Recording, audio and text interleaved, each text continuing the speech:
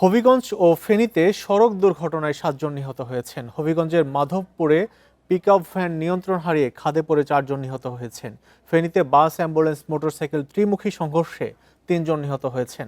আহত হয়েছেন আরও ৩ জন। শনিবার রাত ৩টার দিকে লালপোল বাজার সেতু এলাকায় এই দুর্ঘটনা ঘটে। পুলিশ জানিয়েছে, ঢাকা-চট্টগ্রাম মহাসড়কের ফেনী রামপুর এলাকায় চট্টগ্রাম অভিমুখী একটি লেনের কাজ চলছিল। মাঝরাতে একটি অ্যাম্বুলেন্সের সাথে একটি বাসের ধাক্কার জেরে দুই পক্ষের কথা কাটাকাটি হয়। এ সময় বেশ কিছু মোটরসাইকেলের জটলা হয়।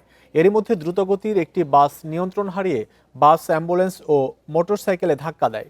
এতে ঘটনাস্থলেই এক মোটরসাইকেল আরোহী, বাসের সুপারভাইজার ও এক যাত্রী নিহত হন।